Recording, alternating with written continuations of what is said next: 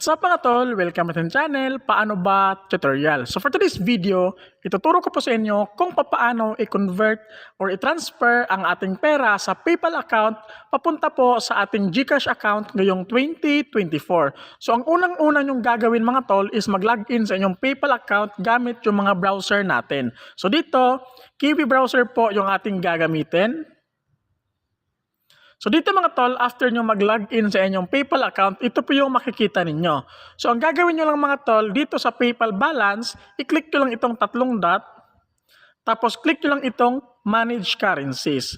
So kailangan mga tol, yung pera natin sa ating PayPal account is converted na siya into Philippine money. So dito, scroll down nyo lang, tapos makikita nyo po itong PayPal balance, click nyo lang yan, tapos scroll down ulit.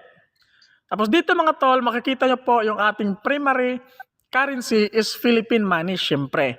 So ngayon mga tol, kung yung pera ninyo is hindi pa siya naka-convert into Philippine money, halimbawa, naka-USD pa siya, ang gagawin nyo lang mga tol, kung alin man dyan yung merong balance, i-click nyo lang itong dot, tapos makikita nyo po doon yung convert currency. So i-convert nyo lang siya mga tol into Philippine money para ma-transfer natin siya sa ating GCash account. So after nyo ma-convert mga tol yung inyong pera sa inyong PayPal into Philippine money, close nyo lang ito mga tol, tapos login tayo sa ating GCash account. Pipi. Ikaw. Pipi kita. Nilaway po. So dito sa inyong GCash account mga tol, ang gagawin nyo lang is i-click nyo lang itong profile, tapos click nyo po itong My Link Accounts. Ayan. So dito mga tol, makikita nyo po yung PayPal. So ang gagawin nyo lang mga tol is i-link nyo lang yung PayPal account dito sa inyong GCash account. So i-click nyo yung PayPal mga tol. Download ka. Dito Paper. ng game mo.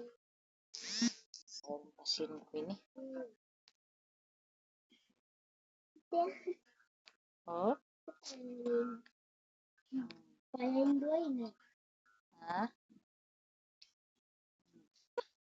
Look, kita. Then,